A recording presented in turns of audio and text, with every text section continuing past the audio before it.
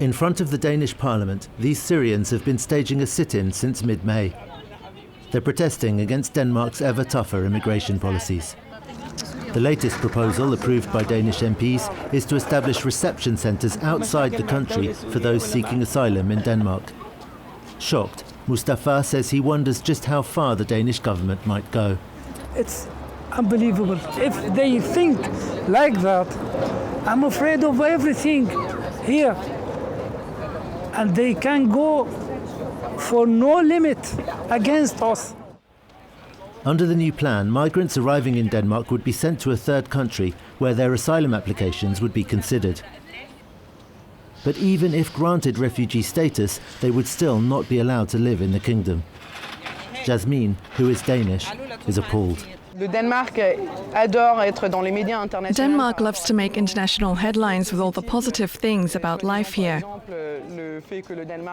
Like the fact that it's supposed to be the happiest country in the world. But the happiest country in the world is destroying the lives of the most brutalized people in the world. Denmark is also the only European country that designates the Damascus region in Syria as safe. Which is why 2 months ago, Susan, who's from the Syrian capital, received a letter saying her Danish residence permit wouldn't be renewed. We came here to build our future here for me and for my children. And after we doing all our best here, this letter destroy everything. She came from Damascus. She is a grandmother and all her children here. They want her to go back to Syria. Though other EU countries don't consider Damascus safe, the bloc's asylum system means people like Rehab cannot apply for renewed refugee status elsewhere. For me, it's illegal to be in any European country. No one offers me any solutions. Where am I to go? Why should I have to go to court over this? Am I a criminal? Why are they sending me to court?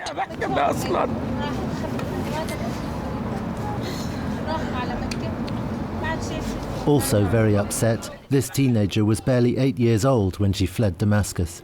I remember someone calling my dad and says, hi, someone is coming, they're killing people. And I remember my father taking me out the house, and we were all scared. And I was little, but I still remember because it was so horrible. It hit me so hard, it's still in my memory. The Danish authorities turned down our interview requests, limiting themselves to this official statement from the immigration minister. The current asylum system has failed. It is inefficient and unfair. Children, women and men are drowning in the Mediterranean. The Danish government is proposing a new fair and humane asylum system to the benefit of both countries of destination, transit and origin. For the moment, the policy only exists in theory. No third country has yet agreed to host these reception centres. But NGOs are worried. For instance, the Australian government put in place asylum centres outside the Australian territories in islands, Nauru and other islands. And we saw a lot of violations of human rights for refugees and asylum seekers there. The initiative marks a break from EU solidarity on migration and from the historical attitudes of the ruling Social Democratic Party. An important new policy direction with this social democratic leadership is to distance themselves from the European Union. So whereas former social democratic leaders insisted on cooperating with other European governments and integrating Denmark further into the EU, this government has a much more Eurosceptic stance.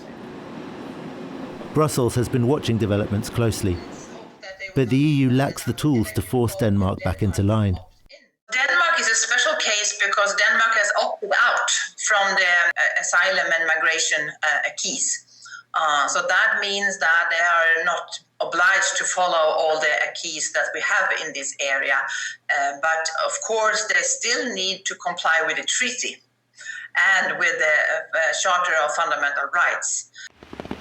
Meanwhile, Syrians from the Damascus area who are currently living in Denmark fear losing their residence permits. We catch up with Susan in front of a courthouse. She's come to support a friend who is waiting inside to hear the verdict on whether she can stay in Copenhagen. I know that she is afraid. I talking with her last day, but it's a hard time when you go to the court like criminal. But some 4 hours later, she's free.